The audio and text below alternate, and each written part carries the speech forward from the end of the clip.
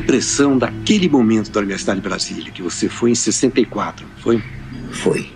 A impressão foi de tristeza. Eu me lembro que nós nos encontramos, eu, o Jorge Maltner e você. Eu tinha sido convidado, junto com o Maltner, para fazer uma conferência. Nós éramos artistas, ele, um escritor, que tinha acabado de lançar um livro que foi de sucesso, O Deus da Chuva e da Morte, e eu que tinha entrado na Bienal de 63 e era uma promessa da nova pintura. Então, com 23 anos, fomos fazer uma conferência, a primeira conferência convidada. E nós encontramos com você, Jorge Budansky, que você nos mostrou todas as dependências da universidade, mas tinha um quê de tristeza, que se sabe, não sei porquê, se sabia que aquilo ia afundar.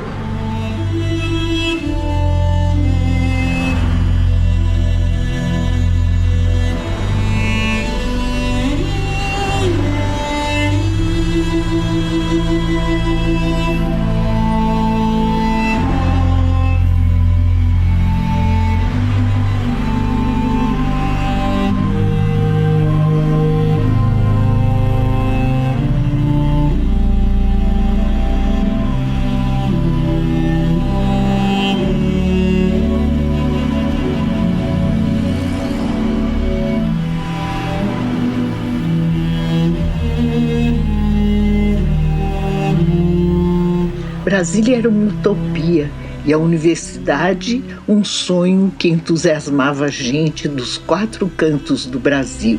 Intelectuais, acadêmicos, pessoas que pensavam o país estavam dispostas a largar tudo para se dedicar a esse sonho.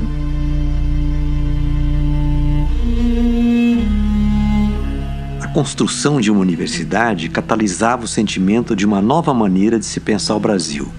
Finalmente era hora de se criar um novo país.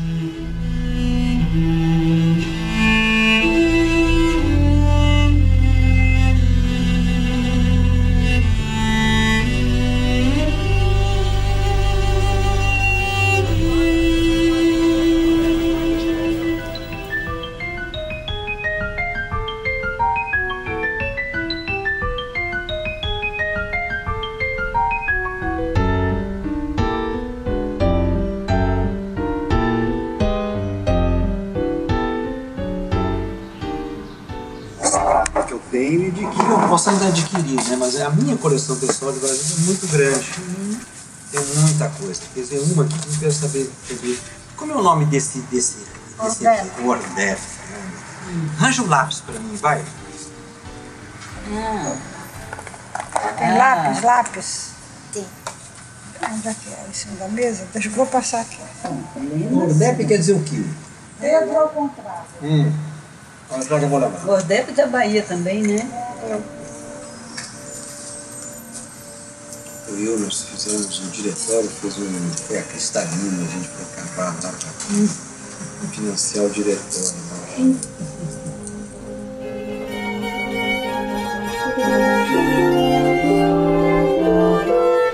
Eu era um jovem cheio de sonhos e um pouco confuso. Junto com o amigo Sérgio Prado, tivemos uma ideia maluca de sair de São Paulo de ônibus e ir até Machu Picchu. No meio do caminho, paramos em Brasília, onde eu tinha uma prima, a Silvia Ortoff. Chegando lá, ela me levou para conhecer onde estava sendo construído o Instituto Central de Artes pelo arquiteto Alcides da Rocha Miranda. Ele descreveu de maneira tão fascinante o projeto que eu não tive dúvida. Voltei para São Paulo, fiz o vestibular e em poucos meses depois eu estava em Brasília. Em 1964 ingressei na UNB.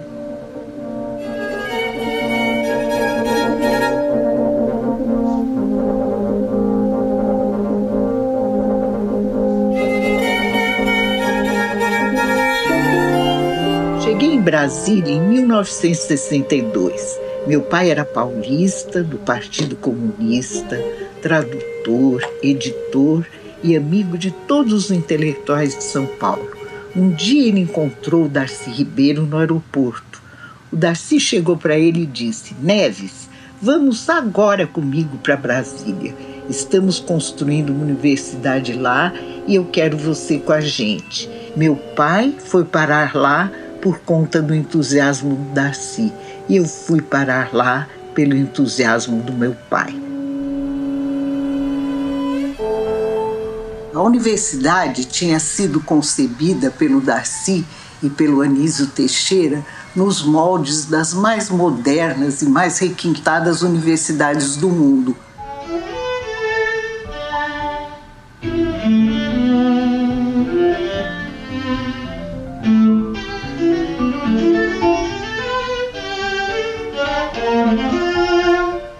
A Universidade de Brasília, a rigor, na sua concepção, é fruto das ideias de Anísio Teixeira e da capacidade de execução de Darcy Ribeiro. São dois nomes que se completam, né? Porque o Anísio Teixeira é mais velho e tinha já toda uma vida dedicada à questão do ensino. Da reforma universitária, né? Reforma universitária, a criação do SBPC, mas o Darcy Ribeiro, que o considerava o grande mestre, com toda razão, o Darcy Ribeiro foi o grande articulador político para fazer com que a universidade, de fato, fosse fundada. Porque no governo do Juscelino não tinha passado, ainda não tinha sido regulamentada a existência da universidade.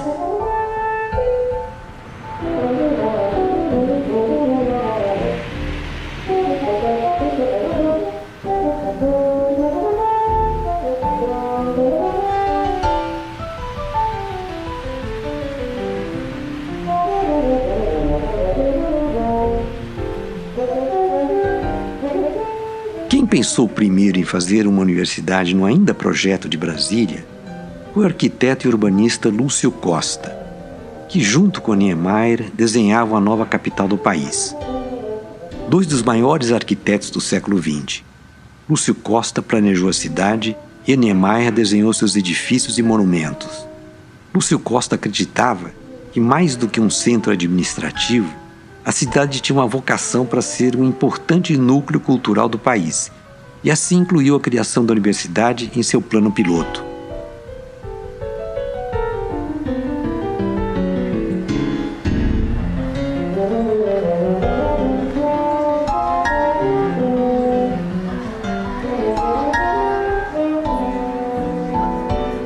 Juscelino não era muito favorável à criação de uma universidade aqui, diga-se de passagem, que o Darcy Ribeiro usou de todo o seu poder de sedução para convencer o Juscelino que tinha que ser criada uma universidade modelo, né, numa cidade modelo.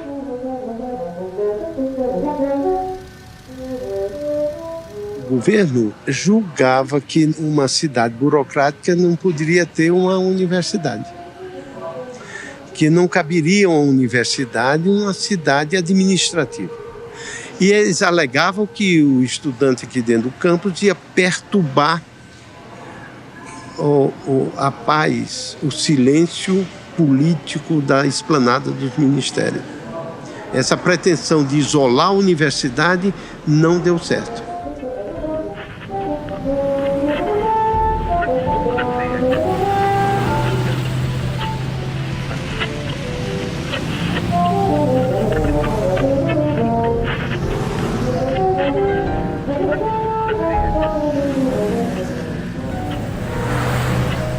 Brasília, naquela época, entusiasmava todo mundo para a arquitetura.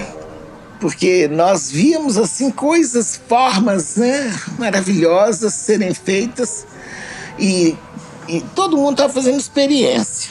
Nós tínhamos muita vontade desse cheiro de liberdade que nós tínhamos sentido por 4 anos no governo do JK. E foi um momento assim riquíssimo no Brasil. Foi o surgimento da Bossa Nova, mostrou para todo mundo que todo mundo estava num momento muito feliz.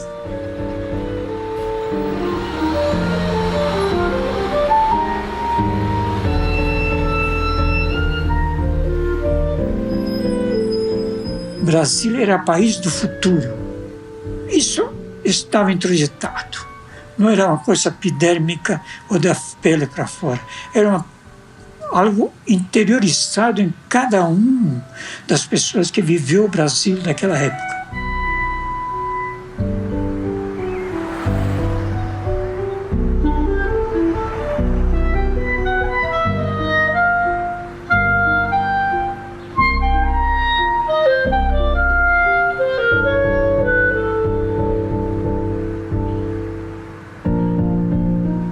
Formar mentes para uma década de 60 que se inaugurava, aberta, promissora, cheia de potencial, de desenvolvimento, de um país como um todo, uma pátria livre e democrática.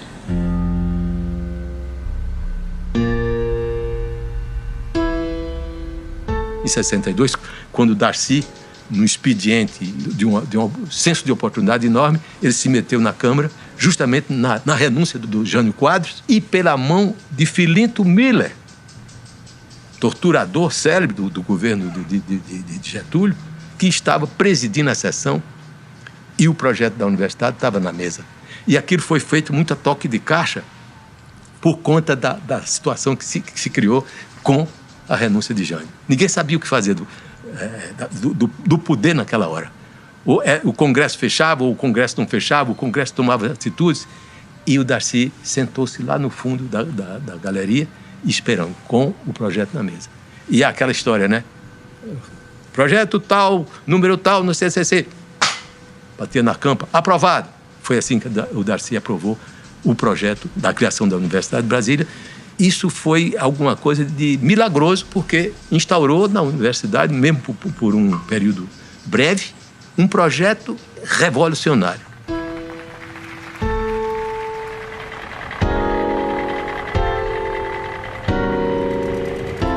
A fundação da universidade foi assinada pelo Jango, imediatamente se conseguiu a construção do campus, que foi doado, patrimônio à universidade, foram doados, se não me engano, 12 superquadras para a universidade se manter. Então ela tinha recurso para manutenção.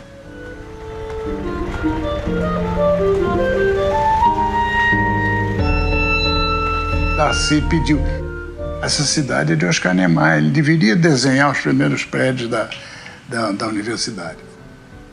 Aí deu um prazo, Oscar não cumpriu, foi deixando, arrastando. Estava Alcides da Rocha Miranda, que era um arquiteto conhecido no meu tempo, um arquiteto experimentado, reconhecido, etc. Chegou para Alcides e disse: Alcides, Oscar não quer fazer o coisa, eu acho que você deve fazer.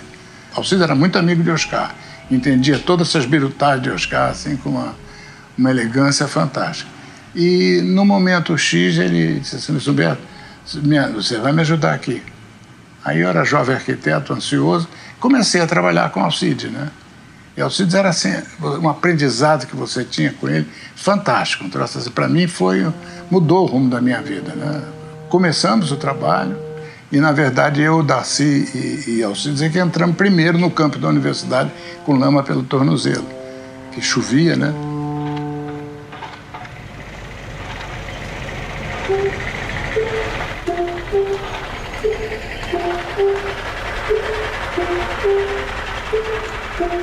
Meu pai era um arquiteto moderno, quer dizer, ele tinha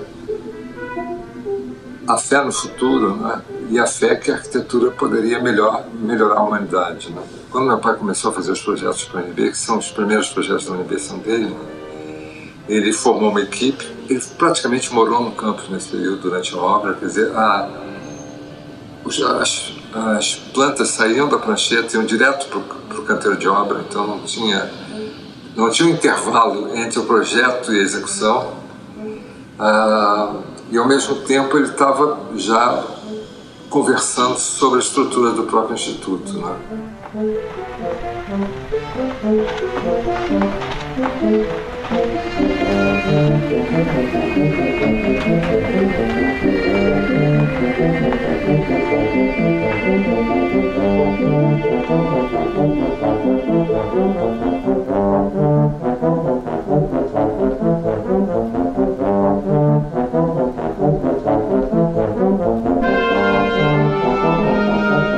Darcy Ribeiro, Ele já concebeu a universidade como um todo, não como reunião de faculdades, como aconteceu em São Paulo e no Rio de Janeiro e em outras capitais. E estruturou essa universidade em faculdades, institutos e centros. Caberia às faculdades a formação profissional e o instituto a formação básica. E os centros fazendo essa ligação da cidade com o campus. Então veio o professor Alcides Rocha Miranda e criou o Instituto Central de Artes, que seria o básico para a arquitetura. E assim foi criando os institutos antes das faculdades. Então já nascia a faculdade dentro de uma concepção integrada de conhecimento.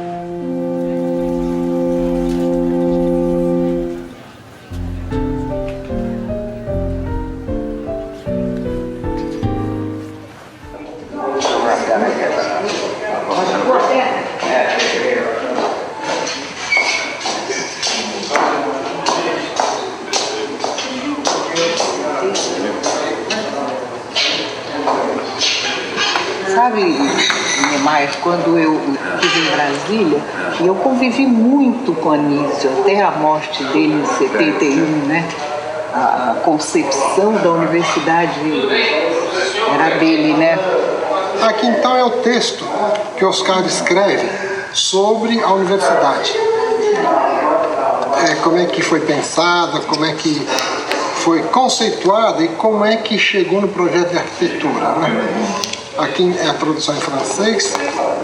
Aqui então a gente começa falando do projeto, né? Aqui então é uma maquete da universidade. Aqui tem tudo que o Darcy queria. Os alunos de direito poderem conversar com ele em cima e haver contatos em troca de experiências. Né? O sujeito sair da escola como especialista, só sabe a sua tradução. Aí isso já trocava ideia, que era melhor. Isso é lutar para que o estudante tenha ao mesmo tempo que ele está cursando medicina, direito, um ensinamento sobre a vida, sobre o ser humano, sobre a diferença de classe, sobre a miséria. Ele está preparado quando ele vai começar a vida dele profissional, ter dentro dele esse sentimento de solidariedade que é indispensável. Com certeza.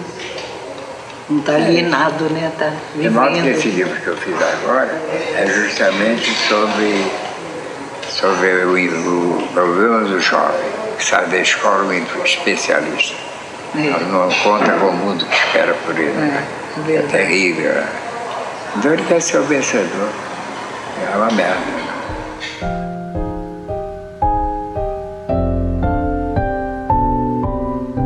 Nessa época, a universidade era toda cheia de poeira. Eu logo vi que eu devia arranjar uma calça ali e começar a ir para as aulas preparada para subir em construção, porque a gente conhecia o que estava sendo feito dentro da universidade. Via essas pessoas mesmo, Luiz Humberto. Eu vi muitas vezes o Oscar fazendo experiência com telhas, com vigas, cimento protendido. O Oscar falava muito pouco e não dava muita confiança, mas eu ficava encantada com ele. Muito bonito, muito sério. Quando Lúcio Costa desenhou o plano diretor da Universidade de Brasília, ele colocou unidades, são as caixinhas. Não havia um edifício que unificasse. O Oscar viu o plano do Lúcio Costa e fez uma intervenção junto às caixinhas e criou esse grande edifício que é o centro da universidade, o centro funcional, o centro urbano e o centro de convivência da universidade.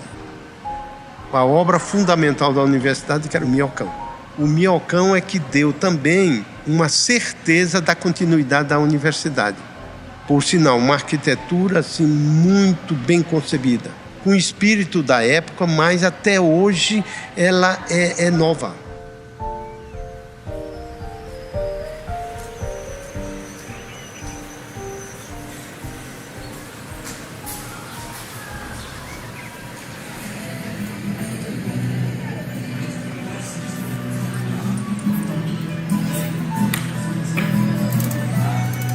Às vezes ele fala assim, isso daqui sei lá, tem um outro programa lá que fala, né? Se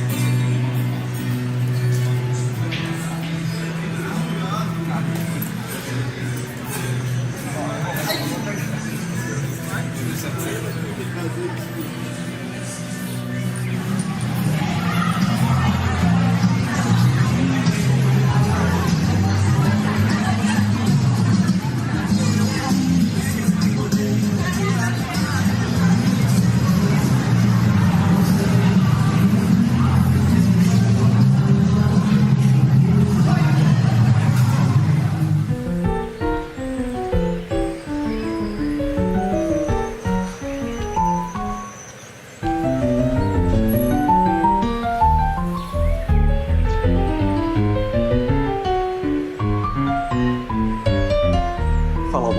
Coisa que tem conhecimento da história da universidade, com que objetivo ela foi fundada, em que propósito.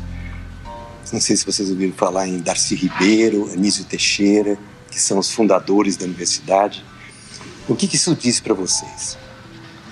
Acho que mais para difundir o conhecimento, não? Tipo, ter uma universidade na capital do país, de poder estar facilitando o conhecimento para uma cidade que é nova, né? E trazer as pessoas para a capital para poder ter esse contato e ser, tipo, uma parada meio difundida de você chegar e poder estar dentro do campus sem ser aluno, poder assistir a aula sem ser aluno e transitar pela universidade, conhecer tudo que tem. Trazer pessoas, trazer profissionais, especialistas e atrair novas pessoas que quisessem habitar Brasília também, né? Que quisessem gerar conhecimento na capital do país.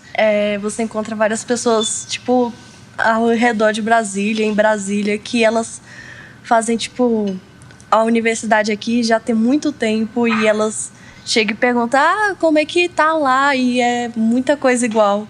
Eles ainda falam sobre o ICC, falam, tipo, e como é que estão os prédios novos e como é que estão as coisas.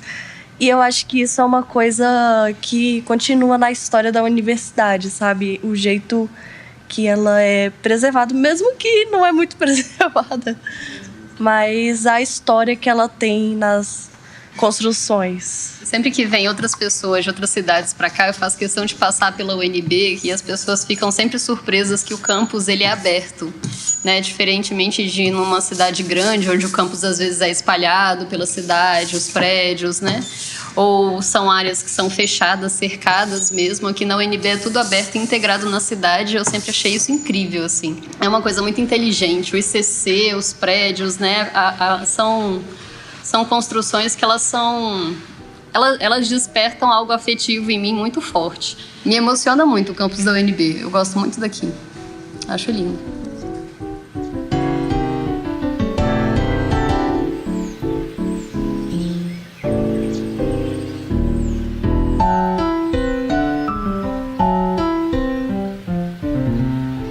Brasília estava construindo-se uma cidade, uma capital do país, e estava-se também construindo uma nova universidade.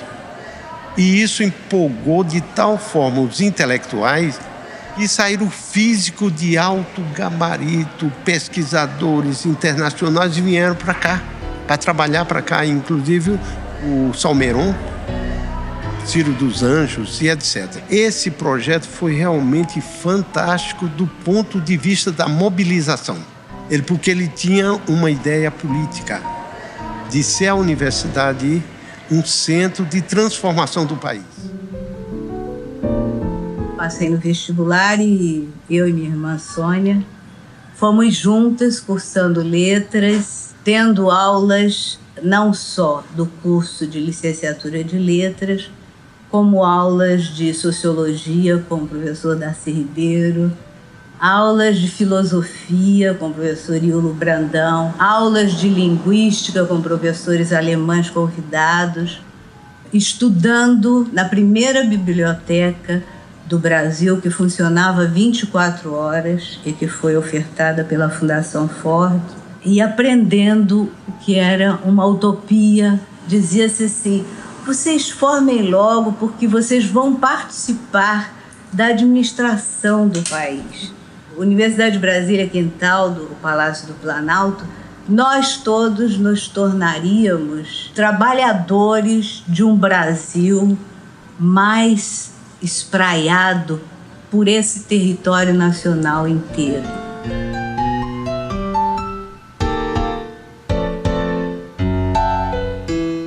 A gente identificava como o momento que você está fazendo alguma coisa importante, né? Você não sabe nem direito o que é, mas você começa a entender que você está fazendo uma coisa muito importante. E, no caso aí, era a Universidade de Brasília. Nós estávamos fazendo a universidade. Você se lembra que a universidade foi inaugurada ali no edifício dos Candangos, com as autoridades importantes que existiam em Brasília naquela época. Nós passamos a noite forrando as cadeiras do auditório, botando aquelas capas de couro para poder ter condições de abrir a universidade no outro dia. Quer dizer, nós estávamos com a mão na massa, nós não éramos visitas.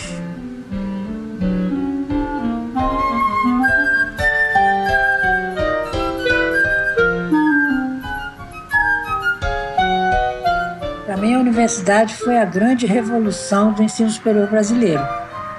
Foi a iniciativa do Darcy para acabar com a cátedra, para criar o departamento, para criar uma carreira docente dentro da universidade. É uma guinada de 180 graus à Universidade de Brasília. Na época, eu acho que quase todos nós tínhamos esse entendimento, porque acreditava numa proposta inovadora que até certo ponto funcionou.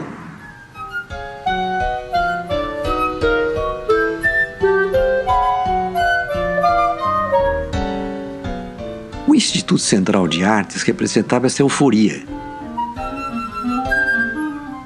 Era nesse ambiente de experiência onde se tinha uma total liberdade de escolha de matérias. Tínhamos que escolher outras matérias também fora do Instituto, em um caldo de cultura único. Era fascinante. Nós vivíamos aquilo 24 horas por dia, convivendo com mentes como Amélia Toledo, Atos Bulcão, Luiz Humberto, professor Fortman, Paulo Emílio Salles Gomes. Cheguei a convite do Paulo Emílio para integrar o corpo docente do novo curso de cinema, de forma que era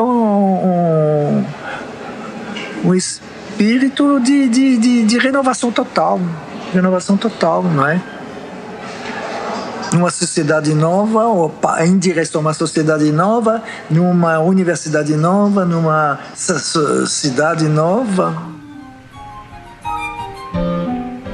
O professor universitário tem que ter contato com a cidade. Isso era fundamental. Havia na W3 um cinema que se chamava Escola Parque, e toda, se não me engano, quarta-feira, Paulo Emílio dava uma palestra e projetava um filme. Um dos projetos do departamento foi um filme chamado Fala Brasília, que representaria também uma forma de circulação do trabalho universitário. Primeira vez eu comecei falando no gravador, em casa. De repente fui abordado por uma equipe de filmagem da universidade, né? Eles falaram para mim contar sobre o regime do meu estado, né? Eu entrei nesse filme, eu trabalho lá na universidade, no bloco 1, e o Carlos chegou um dia lá com o gravador, então pediu que eu fizesse uma reunião com uns 4 ou 5 companheiros, cada cá falar sobre a situação de Brasília, né?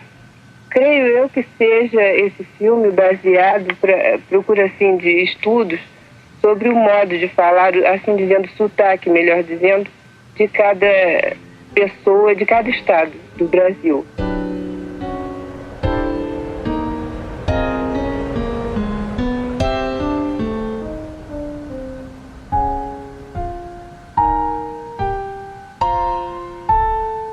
A universidade era a vida de Brasília.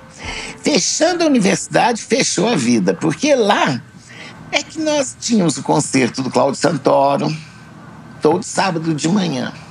E o concerto, lá de dentro, saía as músicas para fora.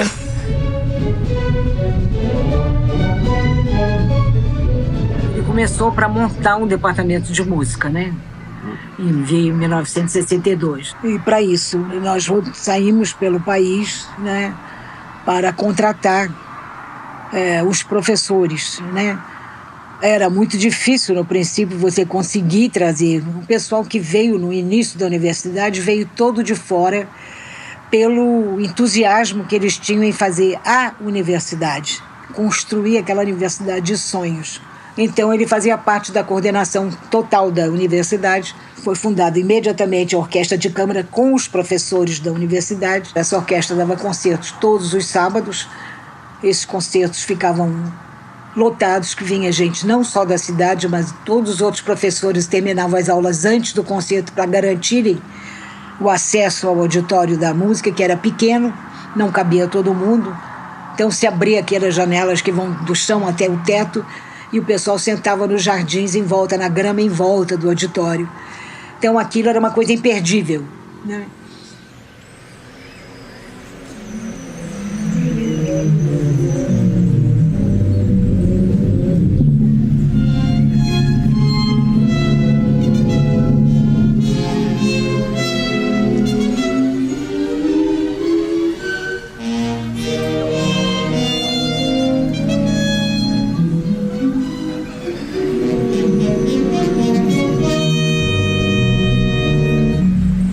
História de música era um projeto muito bonito, né, mas aberto para fora, ele abria. Então você podia estar assistindo dentro ou nos gramados.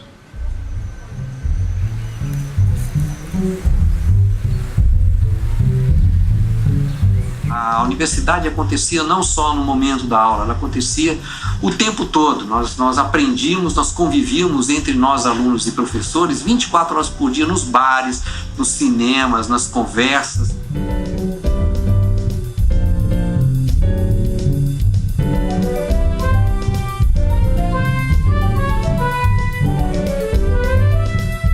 Os professores tinham uma relação com os alunos absolutamente porta aberta.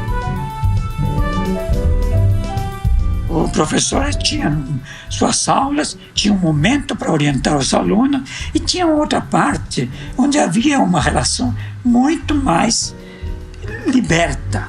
O fundamento da liberdade é que era essencial. E os alunos percebiam claramente isso. Era isso, a possibilidade de ser livres para criar. Amélia Toledo era uma professora que ensinava o tempo todo. Nós íamos para a casa dela durante o almoço, depois da aula. Quer dizer, a universidade para mim não acabava. Essa vida em comum, para nós, foi uma experiência única, né? A convivência mesmo com os outros professores foi uma experiência que eu acho que nos levou melhor a fazer um trabalho coletivo também, não só um trabalho individual do professor que toma condução e vai para a universidade, lá na aula dele, na sala dele, de vez em quando se encontra com os outros, né? Nós tínhamos um objetivo comum e eram pessoas com muitas variadas experiências, pessoas que vinham de lugares muito diferentes. Em geral, o pessoal que estava também começando, então estava aprendendo da vida.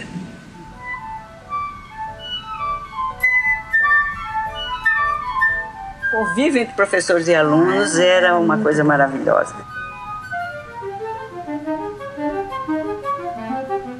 Houve um dia que eu cheguei aqui em casa e falei com a mamãe, a aula de terça-feira vai ser lá em Pirenópolis. E nós vamos de ônibus e depois nós vamos... eu vou dormir lá.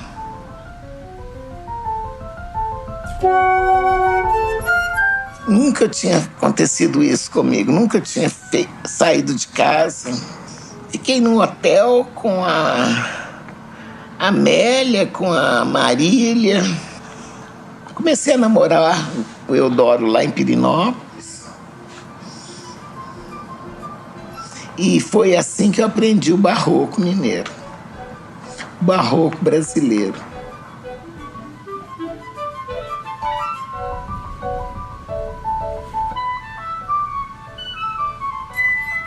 Essa descoberta do interior, né?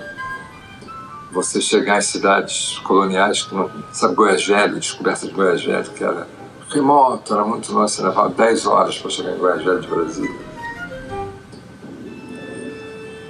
Você tinha velhas fazendas, né? Então era como se estivesse quase no século XVIII, né? Quer dizer, eram resquícios de um período que tinha passado e lá estava mantido intacto, né? Que tinha um frescor nisso tudo. Então essa descoberta do interior foi muito boa para mim, quer dizer, de um sentido de Brasil maior do que do litoral.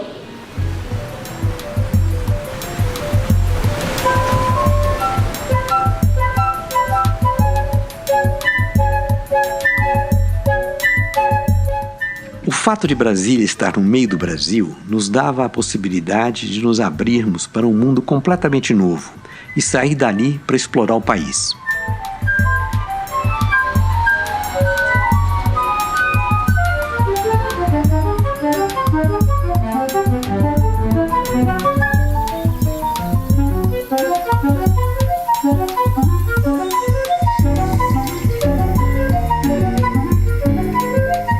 Por exemplo, uma vez eu saí com o Jorge Baudin, a Cristalina, para fotografar, que era uma coisa extraordinária, assim, essa coisa de loucura do interior do Brasil, que tinham descoberto os cristais, era uma região completamente esburacada, as pessoas viviam no meio de uma lamaçal enorme.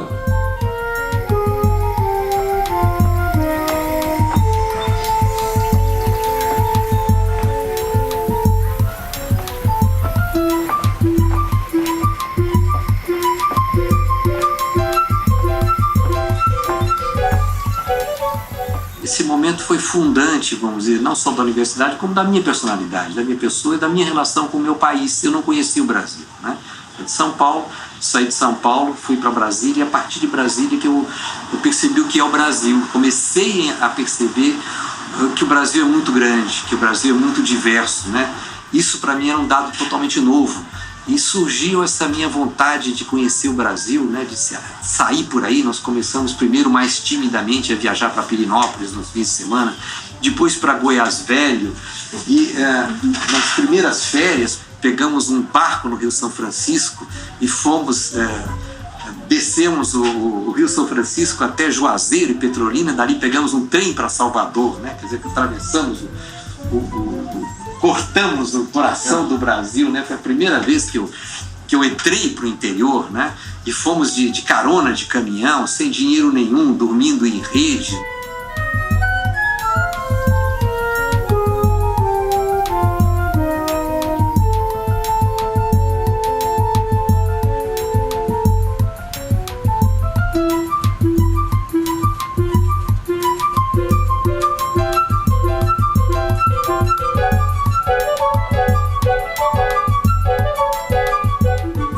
Aventura que era conhecer o Brasil, mas que fazia parte desse caldo cultural de Brasília. O professor Luiz Humberto me emprestou uma câmera da universidade para você vai fazer essa viagem, então você faz um registro dessa viagem. Imagine, né, uma Leica que estava lá na minha mão, já que você vai viajar, traz uma coisa de volta para a gente aqui, né?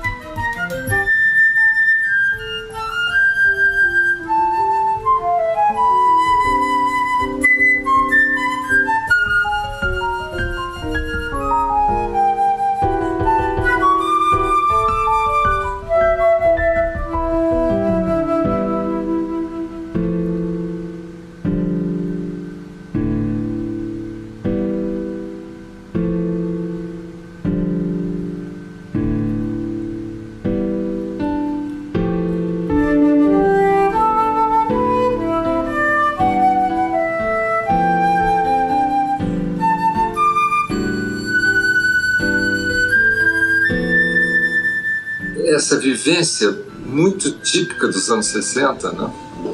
De meio de contracultura ou de procura de novas saídas, quer dizer, os jovens se exercendo de uma maneira diferente da geração anterior.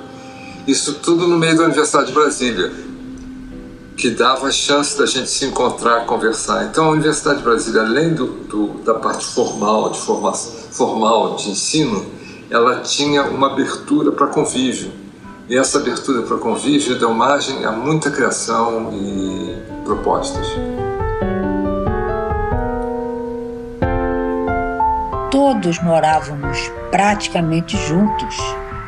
Grande parte do grupo morava no campus. Tinha o alojamento dos alunos, dos bolsistas, dos professores. Nós vivíamos juntos, no mesmo lugar. Isso criava uma solidariedade, criava uma troca de vivências, de experiências.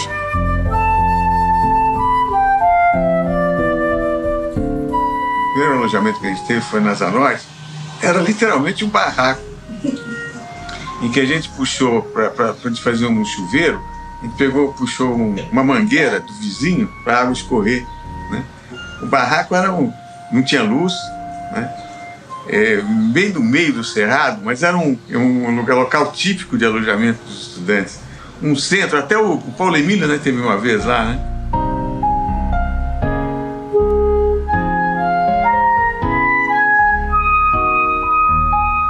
A Norte não estava ainda os edifícios, né? Tinha só os barracos. E o Paulo Emílio foi lá e alguns professores, aí eu contei que tinha um barraco dos estudantes. Eles foram visitar o barraco. O Paulo Emílio foi lá. E ele achou que eu estava morando lá também, né? Porque eu ia de vez em quando visitar, mas na realidade não estava morando lá. Ele voltou para a universidade e falou tudo: olha, eu conheci o barraco do Bodansky. E aí ficou o nome de barraco do Bodansky. O pessoal morreu de raiva. Esse pessoal não estava morando lá, mas o barraco tinha o meu nome.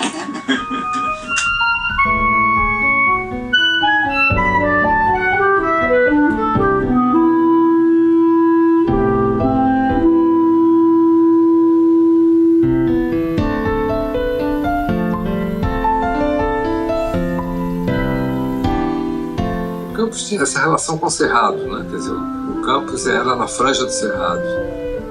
Não era tão gramado como ele é hoje em dia. A grama foi muito posta pelos militares, né? Quer dizer, eles pelaram o campus e gramaram, mas o campus ele se misturava com o Cerrado. E isso era bonito, porque o Cerrado é uma descoberta, né? É uma descoberta que você tem que entrar no Cerrado. A experiência do Cerrado não se dá de fora para dentro, se dá de dentro.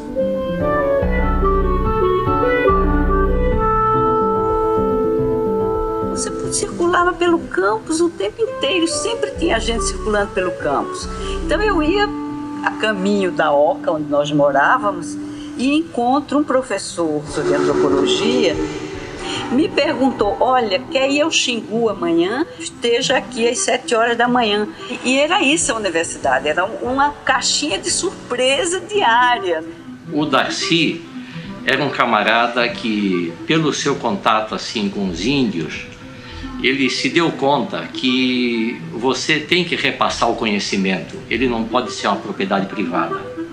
Não faz sentido você vender aquilo que você aprende. Eu acho isso uma puta de uma sacanagem. Ainda mais num país como o nosso. Você tem que passar isso que você sabe. E eu sentia isso naqueles primeiros tempos da universidade. Eu sentia isso. Então isso para mim era o meu oxigênio. O povo na universidade. Isso soa um pouco arrojado demais, mas era interessantíssimo. Uma possibilidade revolucionária no melhor sentido, de uma revolução, de a gente trazer coisas novas e um ar novo, a respirar novamente, um ar que não existia no Brasil, e isso incomodou muito porque o governo militar não tinha percepção do que estava se passando e achava que a Universidade de Brasília era um grupo de comunistas que tinha que ser cujo trabalho tinha que ser completamente eliminado.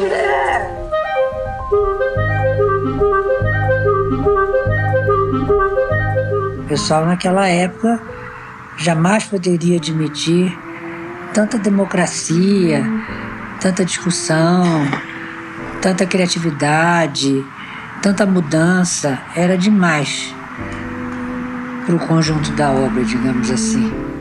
O primeiro golpe do golpe militar foi cortar a Universidade de Brasília. Eles não suportavam isso. Isso ia além da imaginação deles, que podia estar acontecendo. Aquilo representava um perigo tão grande para a nação, mas que hoje eu vejo que era real mesmo. Imagine se deixassem continuar a Universidade de Brasília. O Brasil seria outro Brasil.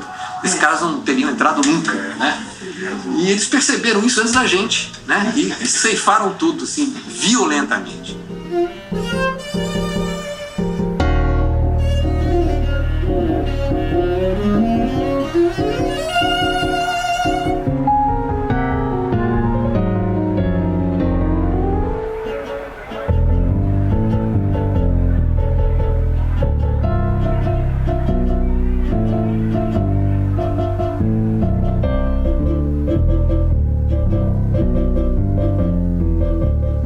Foi dado o golpe, ninguém sabia para onde correr, o que fazer. E se sabia que as tropas estavam já na rua, nas ruas que estavam já na Praça dos Três Poderes. Aquilo foi um momento terrível, muito, muito duro, muito duro. Foi um soco, um soco.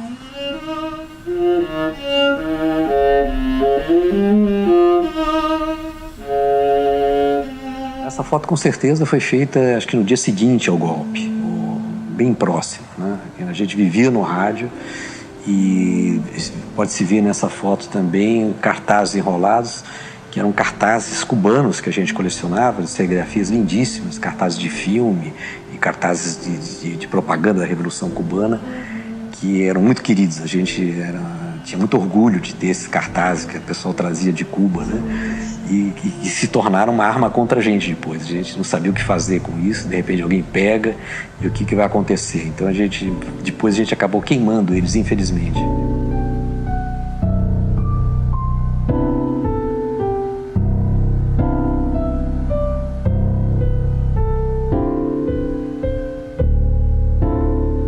Me lembro que vocês estavam queimando coisas e saiu uma puta de uma fumaça preta pelo prédio da arquitetura. Saía fumaça para chuchu e o filme não pegava fogo. Os filmes não pegavam fogo. Saímos dali com aquela caixa de filmes e enterramos, rapaz, no ICC. Tinha uma máquina, estava botando terra num buraco. Ia e voltava. Quando ela ia para lá, a gente jogou a caixa aqui dentro, o cara veio e botou terra por cima. Os filmes devem estar lá até hoje. Foi muito, muito difícil suportar aquele momento lá.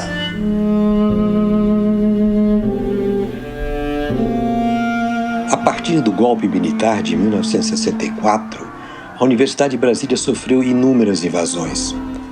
Essas fotos registram uma delas, a de 1968.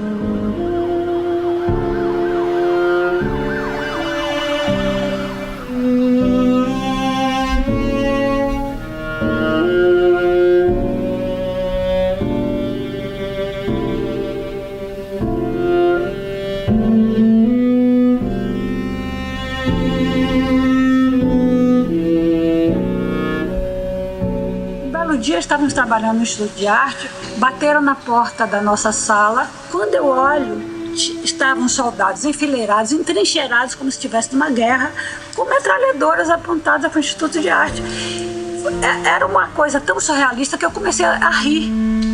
E o soldado que estava do outro lado também, que não sabia a impressão, o que diabo ele estava fazendo lá, ele ria também. Então era uma coisa muito maluca esse começo. Ninguém se entendia, nem eles, o que estavam fazendo lá.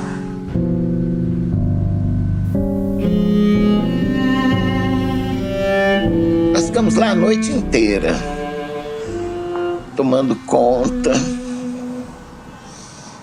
Mas no dia seguinte, a polícia entrou do mesmo jeito. Nós tínhamos muito medo do que ia acontecer. A universidade foi cercada. teve uma pressão brutal, tremenda sobre a universidade, né? Muita gente foi presa logo nessa primeira invasão, todo mundo levado para o Teatro Nacional, né?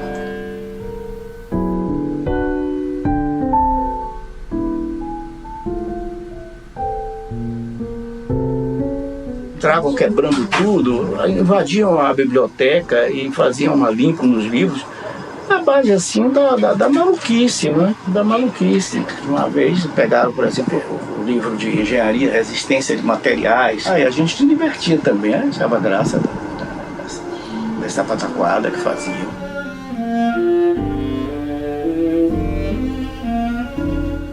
Um ano depois do golpe, a universidade já estava sob cerco.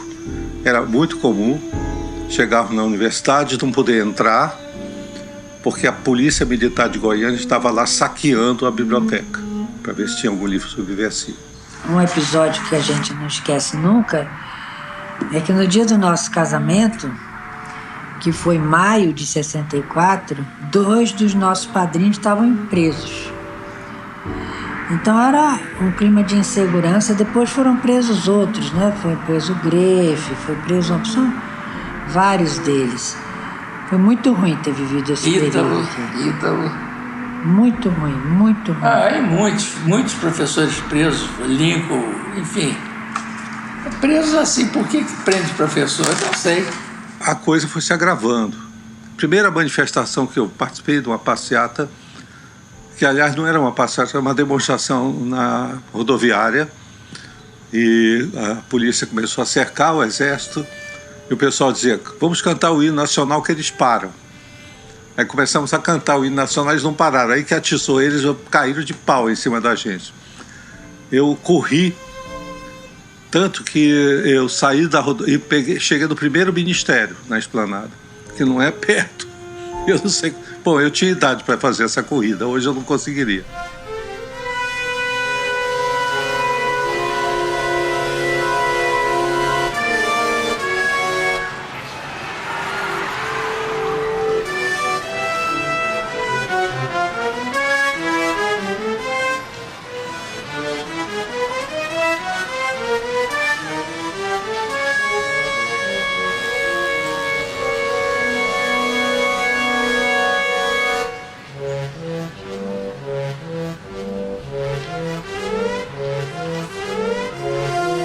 Quando a universidade foi invadida, que houve o golpe, nós não acreditávamos que o Brasil estava na véspera de uma ditadura militar. A gente não acreditava, a gente tinha uma ilusão completamente estúpida, né? Que no Brasil isso jamais aconteceria.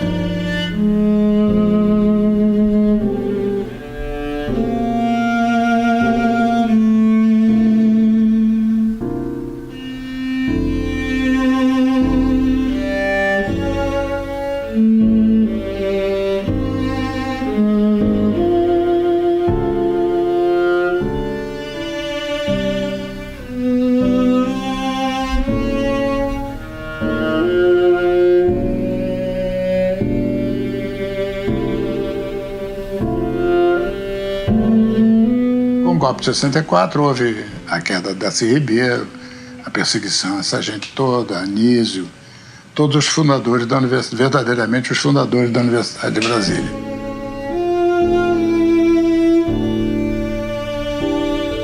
Eu fiquei na Universidade de Brasília ainda até 65, no final de 65, com uma grande esperança de que tudo aquilo fosse repensado pelo governo militar,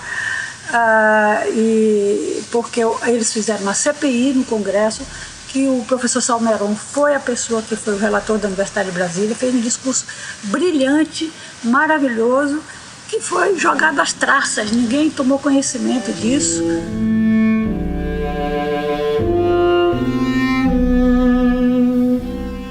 Se você vai ao presidente da República e não obtém dele o menor gesto de simpatia ou de respeito pelo que a universidade estava fazendo, você tem que fazer o quê? Ou então houve uma decisão, uma discussão, em que haveria como única possibilidade uma espécie de um grito para que todo mundo soubesse o que estava acontecendo dentro da Universidade de Brasília, de uma admissão coletiva. E aí a admissão coletiva se fez. Por si só, não tinha mais o que discutir. Porque você tinha absoluto silêncio e indiferença do governo central com relação ao drama que a Universidade de Brasília estava vivendo.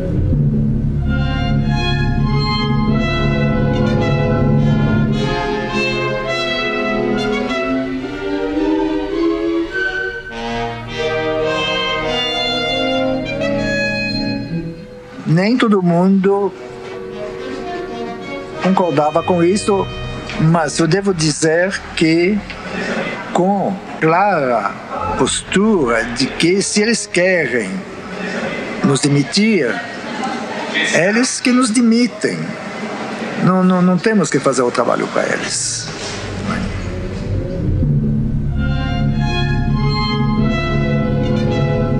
Veio aquela lista na minha mão, o Alcides estava na mesa, aí eu peguei a lista assim, aí Alcides disse, para assinar. Eu disse, não, quem assina é o senhor. Passei para ele. Imagino que deve ter sido muito sofrida essa decisão para o meu pai, porque ele gostava muito. Mas não havia, para ele não havia espaço mais. Então ele pede demissão com 200 outros, que é uma coisa incrível você pensar que 200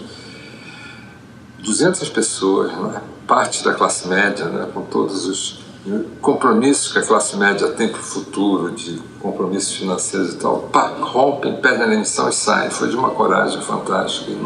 Eu nunca soube de outro caso igual.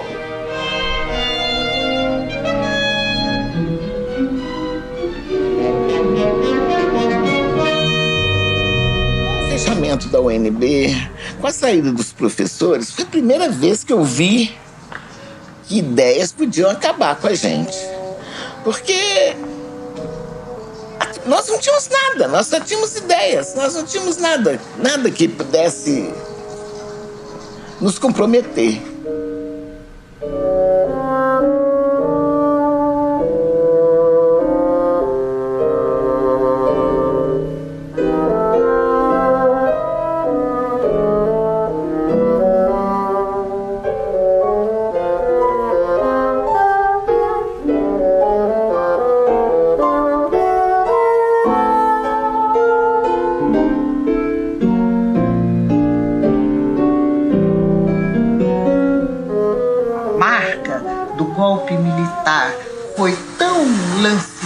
Na minha família, meu pai sumiu, nós só fomos vê-lo 8 meses depois. Nós morávamos num apartamento maravilhoso, funcional, na 305, e eu e minha irmã acabamos indo para um quarto de empregada, a mamãe voltou para São Paulo.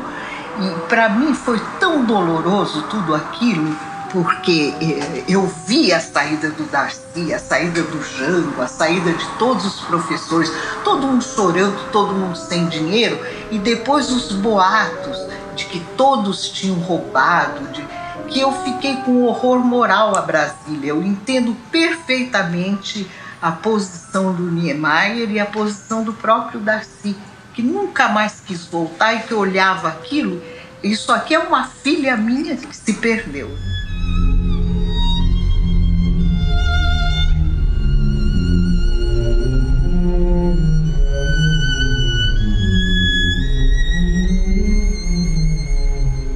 Nossa casa foi invadida pelos militares e nós perdemos tudo que estava dentro.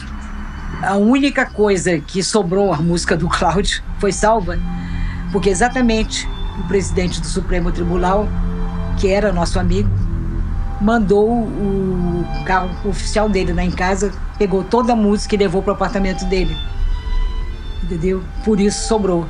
O resto, móveis, o que tinha dentro, desapareceu com a invasão dos militares do apartamento, no nosso apartamento. Eu fui para o Rio ter meu filho e nós deixamos o apartamento fechado, claro. Era um inferno esse tempo todo. Ele ficava numa espécie de máquina de pressão. Ele fez um concerto, por exemplo, de música americana, os estudantes reclamaram, papapá, que estava fazendo música americana. Aí ele fez num concerto uma música polonesa baseada em temas medievais. Foi chamado no quartel para explicar. E o Cláudio disse, então o senhor tem que me dar a lista. Quer dizer, Tchaikovsky, Chopin, nada disso a gente pode tocar mais, porque é russo, polonês, só que foi do século passado, mas enfim.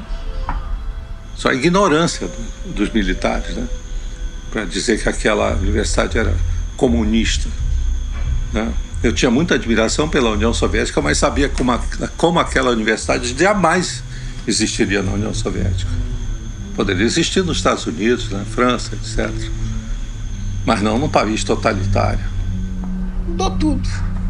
Porque o que você está perguntando para mim é um ideário. Esse ideário era da cabeça do Darcy Ribeiro, Dr. Rocha Miranda e professor Pompeu de Souza. Então, sabe o que são pessoas muito confiantes no saber, no ideal, na liberdade, de acreditar na liberdade. Não conhecer outra coisa que não seja liberdade. Liberdade não tem substantivo, nem adjetivo, não existe isto. Liberdade é pura liberdade, mais nada. Nós ficamos perdidos aqui nessa terra.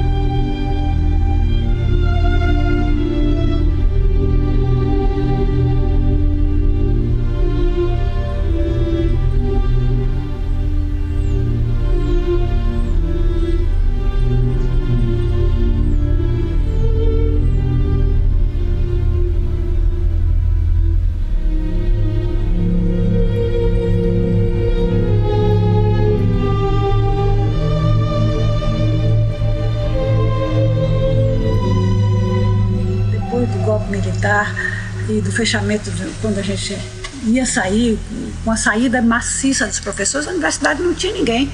Ficou fechada um tempão porque não tinha mais professor. Eu achava que ia ser uma comoção internacional. Para minha surpresa, ninguém se mexeu. Não lembro de nenhuma moção internacional que tivesse tomado partido de uma universidade importante no Brasil que tinha sido fechada. Isso foi uma tristeza assim, sem tamanho, porque é uma decepção muito grande. Foi um sonho muito grande, e isso fez mal, machucou a gente durante muito tempo e certamente influenciou muitas atitudes e direções e decisões que tomamos através do tempo, né? Pela dificuldade que foi de absorver esse golpe. Inútil, totalmente inútil. Foi ridículo, foi horrível. Eu acho que não deviam ter feito isso. Você já imaginou para nós, alunos, o que é os próprios professores desistirem? Né? Pedir demissão? Eu tenho certeza que foi uma boa coisa de sair, porque eu acho que progressivamente a gente ia começar por uma questão de sobrevivência. Eu temia que as pessoas começassem a fazer concessões, sabe? O ensino ia ser feito de uma maneira que não seria o projeto inicial do Darcy, não seria aquele projeto inicial, e voltando naquele momento seria impossível de manter aquilo que existia inicialmente.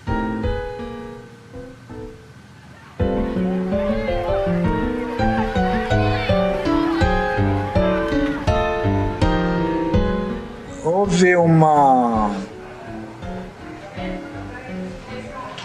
derrota, com certeza, mas individualmente, eu não caí. A decadência, o arruinamento da Universidade de Brasília representou uma perda que talvez, eu não sei dizer, talvez não tenha sido ainda recuperada. Em todo caso, um gigantesco atraso. O golpe militar, ele não acabou só com Brasília. O saber no Brasil foi dinamitado. Não há uma universidade hoje que chegue aos pés do que foi aquela concepção. Nenhuma. Tanto sim que até hoje não surgiu um projeto ou igual ou mais revolucionário. Hoje, nós não fomos capazes de blindar ou instaurar na universidade um compromisso profundo, visceral, para conservar as ideias da sua existência desde os anos de 1960, no início. Por que, então, a gente novamente não insere no ensino no Brasil uma reforma da universidade para aparar um golpe certeiro que a deprimiu e a anemiou? Quer dizer, tornou a universidade quase que um fantasma do que ela poderia ser, com as lições não tão antigas, que é a experiência da Universidade de Brasília. Eu acho que a gente tem que apelar para uma memória.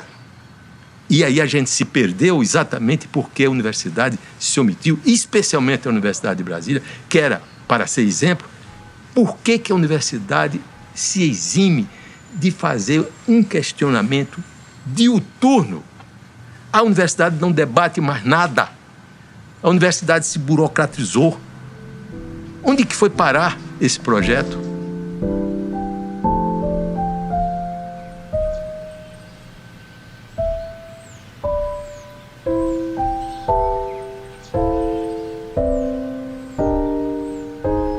Foi um negócio assim, o sentimento era uma profunda perda. Porque se nós perdemos nossa carreira, nós perdemos parte da nossa vida, parece que tudo foi inútil. Não foi. Depois nós foi uma luta, né? Eu, por exemplo, descobri que eu era mais fotógrafo que arquiteto, comecei a buscar uma saída profissional. Todo esse esmagamento e tudo não acabou com tudo, não. As ideias novas acabam triunfando um dia ou outro. É muito difícil você destruir uma experiência cultural daquele tipo. É muito difícil. Claro que a barbárie foi grande, o obscurantismo imenso, muita coisa foi esmagada, houve mortos, houve feridos, houve tudo isso, houve exílio, essa coisa toda. Mas gerou-se novidade em Brasília, gerou-se muita novidade. Não é?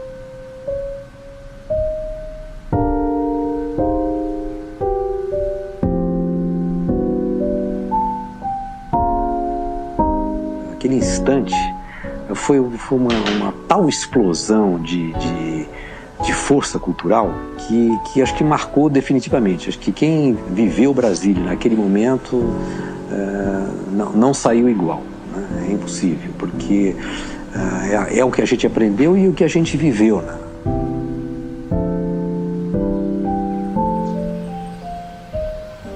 Agora, 50 anos depois. 50 anos depois.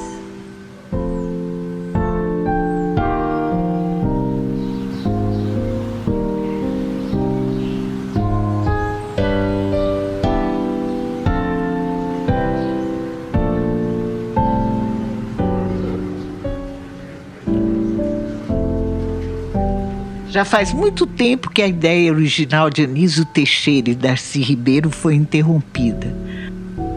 Mas será que ideias morrem?